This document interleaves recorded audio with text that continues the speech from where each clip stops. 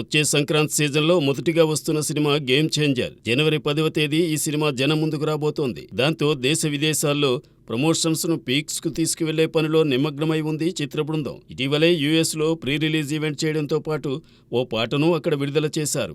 ఇక్కడ goose bumps తెప్పించే theatrical trailer ను రెడీ చేస్తున్నారు. మొదట ఈ నెల 27న దీన్ని విడుదల చేయాలని అనుకున్న 30వ తేదీకి దీనిని వాయిదా వేసినట్టు తెలుస్తోంది. కొత్త ట్రైలర్ తో సరికొత్త సంవత్సరానికి స్వాగతం పలకాలన్నది మూవీ టీం ఆలోచన అంటున్నారు. హైదరాబాద్ లో దీనికి సంబంధించిన కార్యక్రమాన్ని ఏర్పాటు చేస్తారని, అలానే ఏపీలో ఫస్ట్ వీక్ లో ప్రీ రిలీజ్ ఫంక్షన్ జరుపుతారని సమాచారం. ఈ వేడుకకు పవన్ కళ్యాణ్ గెస్ట్ గా హాజరయ్యే ఛాన్స్ ఉందని తెలుస్తోంది. ఇదిలా ఉంటే రామ్ చరణ్ ఈ మూవీ ప్రమోషన్స్ లో బిజీగా ఉన్నందువల్లే గురువారం జరిగే సీఎం మీటింగ్ కు హాజరు కాలేదట.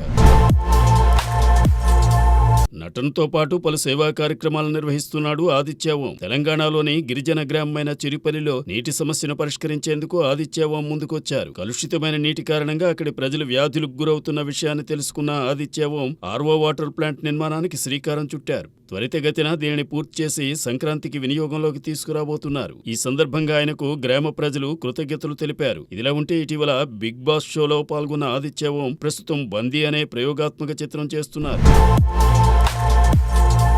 ధర్మ, ఐశ్వర్య శర్మ జంటగా నటించిన సినిమా డ్రింకర్ సాయి. బసవరాజు శ్రీనివాస్, లహరీధర్, ఇస్మాయిల్ షేక్ నిర్మించిన ఈ సినిమాతో కిరణ్ తిరుమల శెట్టి దర్శకుడిగా పరిచయం అవుతున్నాడు. భారీ స్థాయిలో ప్రచారం జరుపుకున్న ఈ సినిమా శుక్రవారం విడుదలవుతోంది. ఇటీవల చిత్ర బృందం ప్రీ రిలీజ్ ఈవెంట్ ను జరుపుకుంది. ఈ సినిమాలోని పాటలన్నింటినీ ఆస్కార్ విజేత చంద్రబోస్ రాయ్గా వాటికి శ్రీవసంత్ స్వరాలు అందించారు. కొన్ని వాస్తవ ఘటనల ఆధారంగా ఈ కథను రాసుకున్నానని కిరణ్ తెలిపారు. ఈ సినిమాలో విషాద గీతం అర్థం కాలేదప్పుడును శ్వేతమోహన్ పాడారు. దీనిని మేకర్స్ తాజాగా విడుదల చేశారు. సినిమా ప్రథమార్థం అంతా సరదాగా సాగిపోతుందని, క్లైమాక్స్ 40 నిమిషాలు ప్రేక్షకుల మనసుల్ని తాకుతుందని దర్శకుడు చెబుతున్నాడు.